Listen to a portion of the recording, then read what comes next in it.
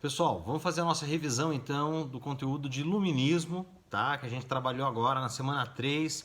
Vamos só relembrar então algumas informações fundamentais para a gente poder resolver as atividades que foram indicadas naquela aula de segunda-feira, tá?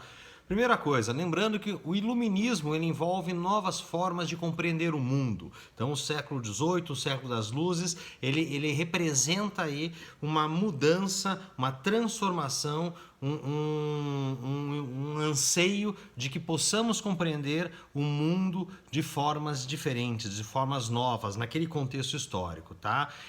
O iluminismo ele foi completamente embasado, ele traz como fundamento básico a razão, a ciência e a liberdade, tá?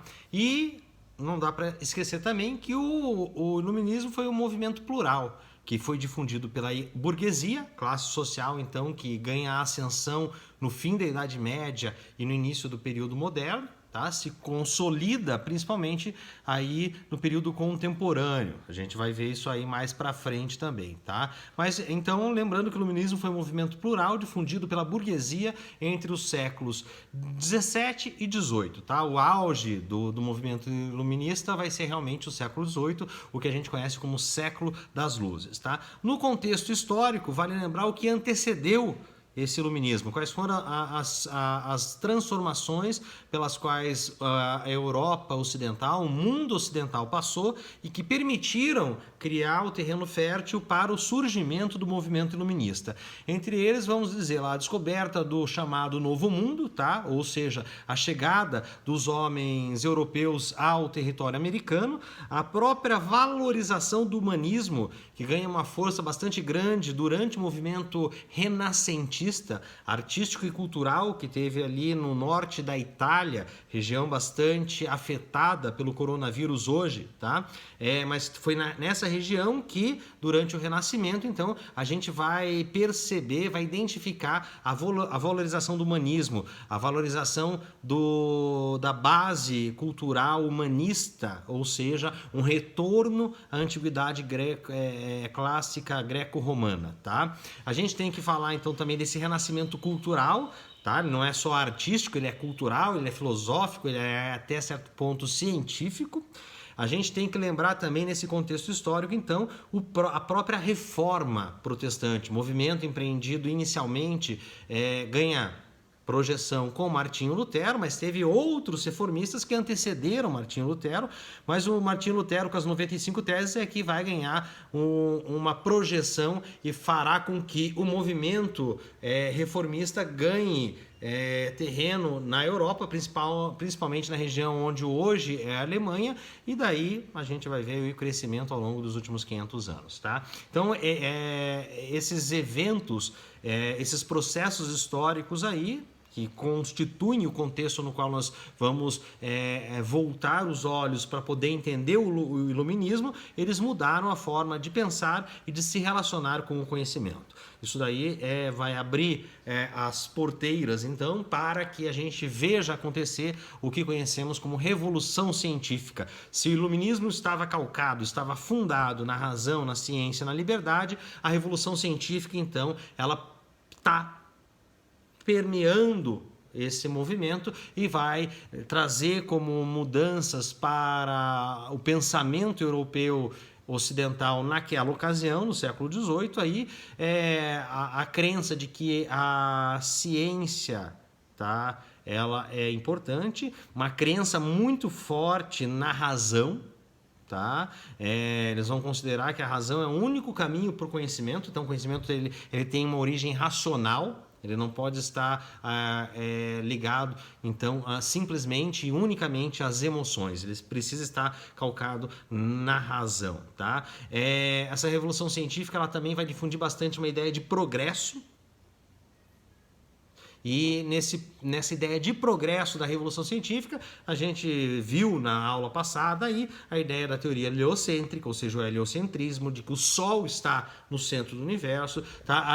As leis da matemática, as leis que passam a reger na interpretação desses pensadores, são as leis que regem a organização, o funcionamento do mundo, tá? E também o empirismo, ou seja, que é somente por meio da experiência, daquilo que é empírico, daquilo que é palpável, daquilo que é sensorial, que nós podemos alcançar o conhecimento, tá? A gente trouxe para vocês também, relembrando aí, alguns pensadores como Diderot, D'Alembert, tá? O Voltaire, o próprio Montesquieu, o Rousseau, tá? São pensadores iluministas que são os mais conhecidos. O Diderot, vamos lá, ajudou a finalizar a obra Enciclopédia, tá? Rompeu com a teologia e se declarou ateu e materialista. Tá? Esse é o Diderot, tá? O D'Alembert também foi um dos organizadores da enciclopédia, tá?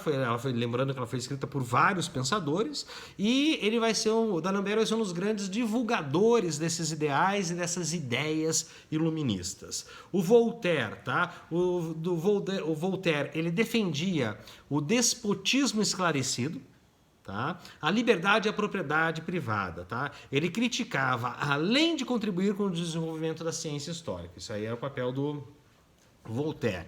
Montesquieu, lembrem que eu comentei com vocês na aula, tá? Que ele traz aí uma influência muito grande para a sociedade contemporânea no que diz respeito à organização política, tá? O Montesquieu, ele defende na obra O Espírito das Leis a tripartição das funções do poder. Tá? Ele também vai ser um defensor das leis que são decorrentes da realidade concreta de cada povo. Então, cada povo tem uma realidade que vai permitir a criação de determinadas leis, certo? Mas voltando à tripartição das funções do poder, lembre lá da independência e autonomia do poder judiciário, do poder executivo e do poder legislativo, tá? Isso daí em tese, é aquilo que organiza o nosso sistema político, tá? Temos também Rousseau, que nas suas obras ele buscava entender que o que o homem deveria fazer para eliminar os males da vida social. Tá? Então, quer dizer, 2 séculos atrás, um pouco mais de 2 séculos atrás, Rousseau já estava pensando nisso. E na obra do Contrato Social, ele vai defender que a liberdade e a soberania de cada indivíduo são fundamentais para a organização da sociedade moderna, e a gente vai seguir aí na sociedade contemporânea também defendendo esses princípios. É ou não é? Muita gente está defendendo aí as ideias, os princípios da soberania, da liberdade de cada indivíduo. Tá? Mas vamos lá. Então, feito essa breve retomada, eu havia solicitado para que vocês prestassem atenção em 4 exercícios, 4 questões do caderno de atividades. Vamos para o caderno de atividades. Então, abra seu caderno de atividades lá na página 33, certo? Na página 29. Vamos começar pela 29. A gente vai começar com uma questão que é a questão número 2 do seu caderno de atividades, tá? Essa questão número 2 do caderno de atividades é uma questão que já apareceu no vestibular da Universidade Federal do Paraná, e ele traz o seguinte comando, tá? Ele vai trazer a seguinte informação: a respeito do iluminismo, um movimento filosófico que se difundiu pela Europa ao longo do século XVIII, considere as seguintes alternativas, tá? As seguintes afirmativas. Ele vai apresentar aí 4 afirmativas, vamos analisar uma por uma. Primeira afirmativa: muitos filósofos franceses, entre eles Montesquieu, Voltaire e Diderot, foram leitores, admiradores e divulgadores da filosofia política produzida pelos ingleses como John Locke, com a sua crítica ao absolutismo. E daí? Essa é verdadeira ou é falsa essa afirmativa? Vai pensando aí que na hora que eu terminar de ler a 4ª eu trago a resposta, eu trago o gabarito para vocês, certo? Vamos lá. Segunda afirmativa: quanto à organização do Estado, os filósofos iluministas não eram contra a monarquia. Presta atenção, tá? Não eram contra a monarquia, mas contra as ideias de que o poder monárquico fora constituído pelo direito divino e de que ele não poderia ser submetido a nenhum freio. Presta bastante atenção, tá? Essa é uma boa organização de informação a respeito do iluminismo e sobre o posicionamento dos iluministas, tá? Não tem pegadinha, tá? Presta atenção, não tem pegadinha, mas Ela vai exigir de você, estudante, um preparo bastante grande, tá? Vamos para a terceira afirmativa. A descoberta da perspectiva é a valorização dos temas religiosos. Opa, parou. Valorização de temas religiosos. Nada disso, tá? Eu já nem continuo lendo a afirmativa, tá? Descoberta da perspectiva e valorização dos temas religiosos marcaram as expressões artísticas durante o iluminismo. Não tem pé nem cabeça, tá? Lembre que havia alguns iluministas que eram ferrenhos, tá? Ferrenhos críticas à instituição religiosa. Tá? Eles não eram críticos à religião em si, mas às instituições religiosas. E daí não vai ter essa produção artística com base, com valorização de temática religiosa, certo?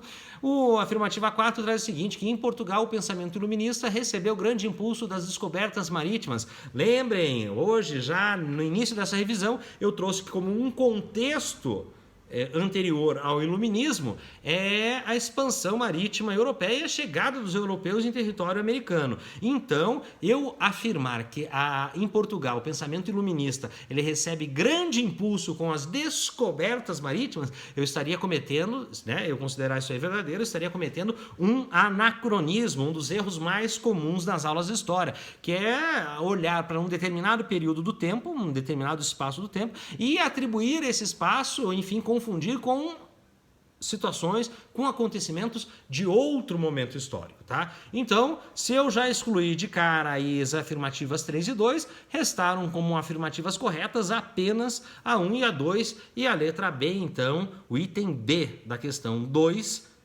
responde corretamente essa atividade, tá? Passemos então para a próxima. Eu pedi para vocês também atentarem aí para a questão número 4. A questão número 4 traz aí uma referência à obra do contrato social, tá? A obra do contrato social, diz o comando, foi publicado em 1762 e seu autor, né, sobre o contrato social e o seu autor, é correto afirmar que, vamos para o item A, Rousseau, tá? Rousseau, autor do contrato social, tá?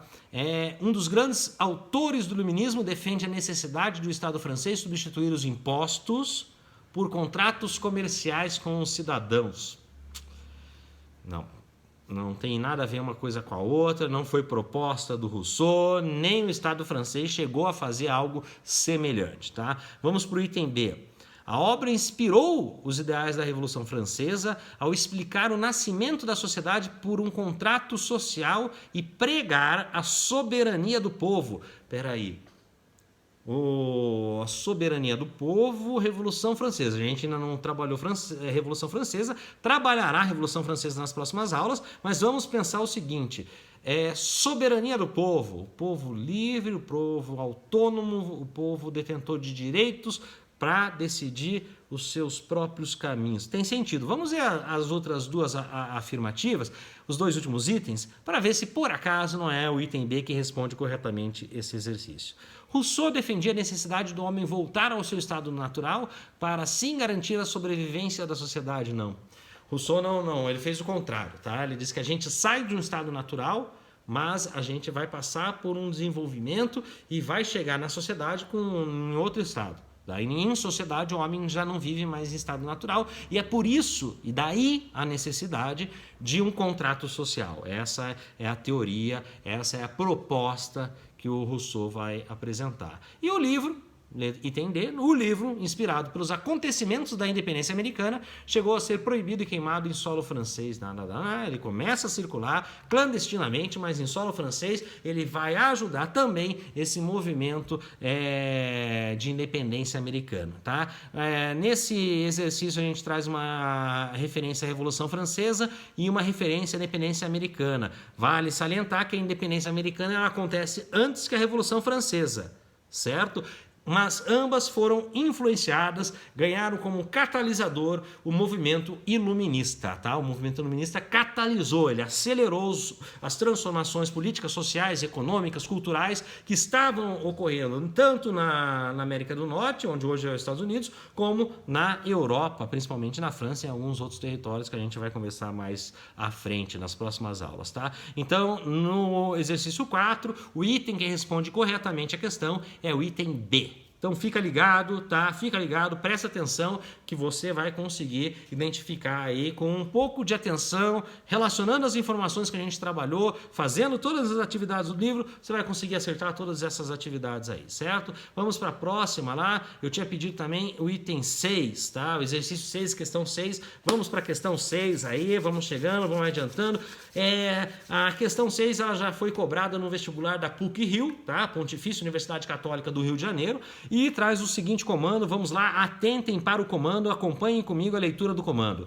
Em meados do século XVIII, diversas monarquias europeias se modernizaram com base nos ideais iluministas para um programa de reformas que assegurasse uma administração mais racional e eficiente do Estado. Essa é uma afirmação que vem no comando, tá? Até aí, tudo certo.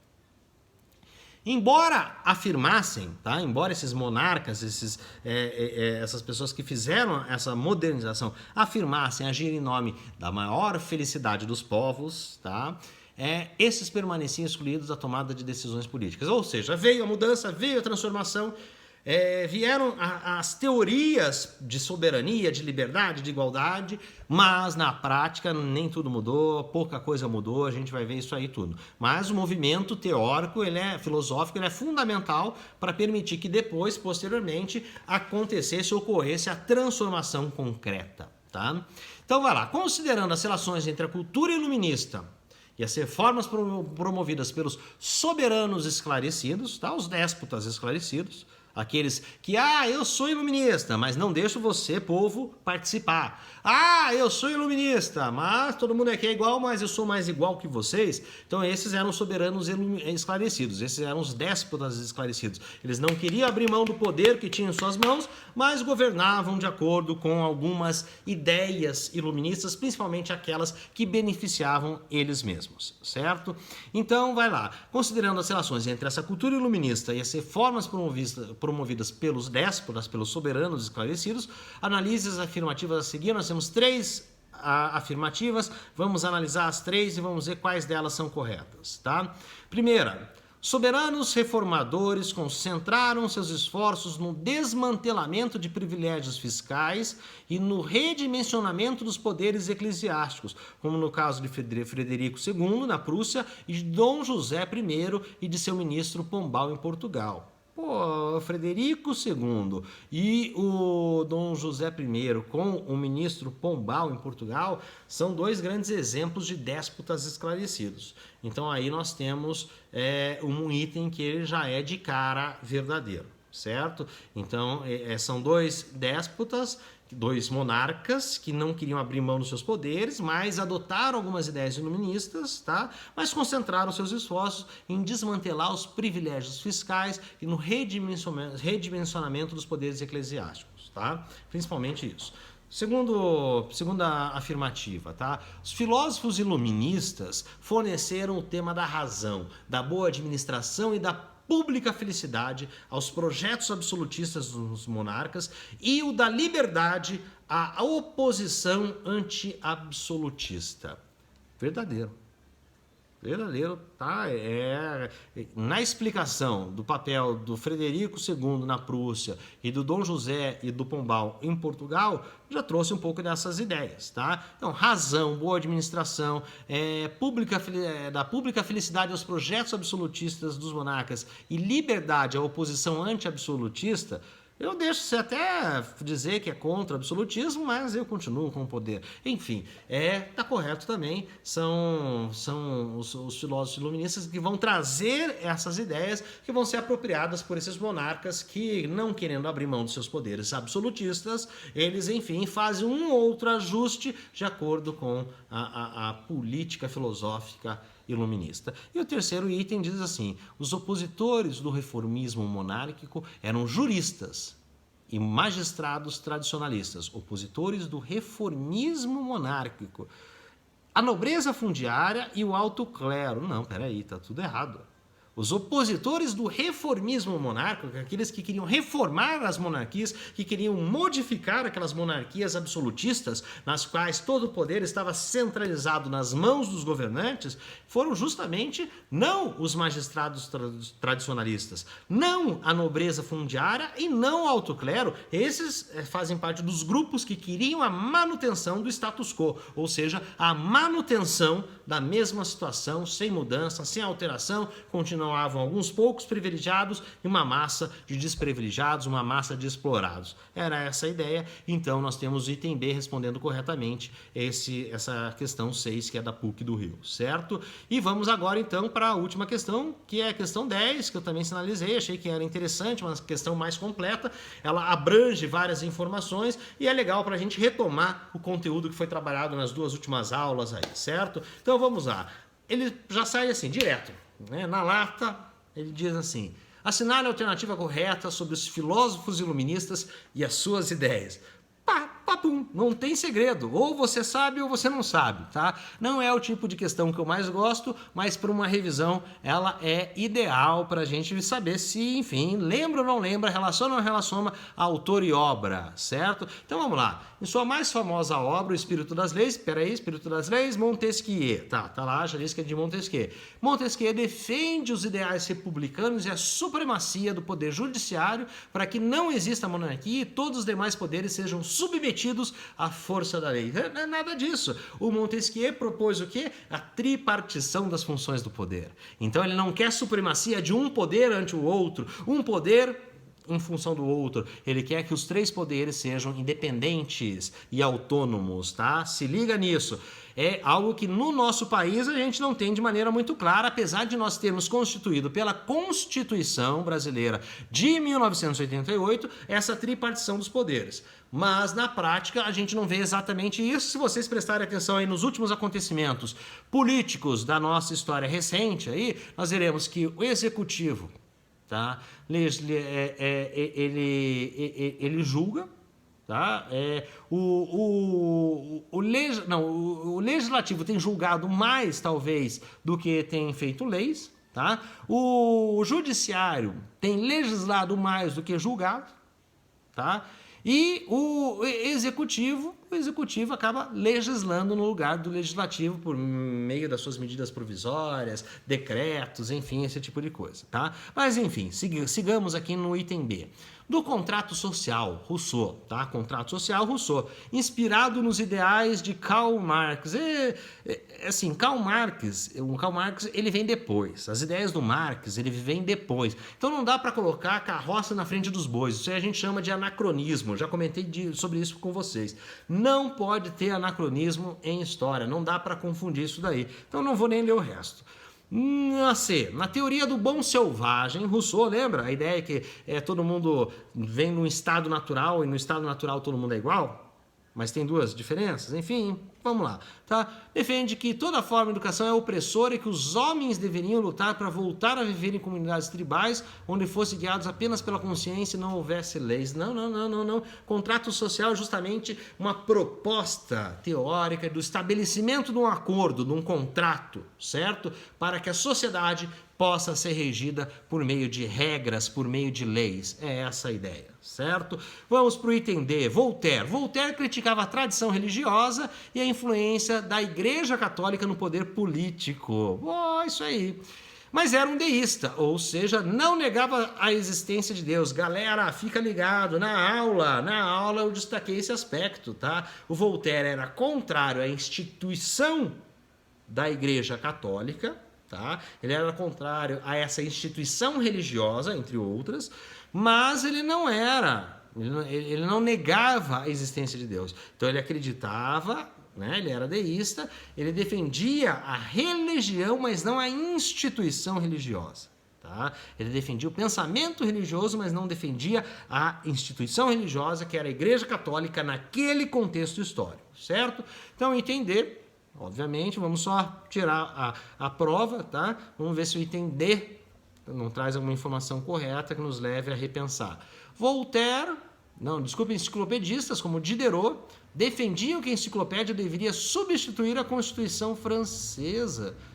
Não. Os enciclopedistas defendiam que a enciclopédia poderia promover um esclarecimento ainda maior ao democratizar o acesso das informações para todas as pessoas. Era mais ou menos isso. Pessoal, fizemos essa retomada, 2 aulas aí, essa semana passada, trabalhando com iluminismo, certo? E o contexto iluminista, e fica ligado aí no SP com você, porque nas próximas aulas nós temos novos conteúdos, nós vamos trazer novas informações, nós vamos estar juntos aí por mais algumas semanas, porque em função do Covid-19 nós estamos todos em isolamento social, certo? Então não saiam de suas casas e vamos nos proteger. Falou, galera? Até mais!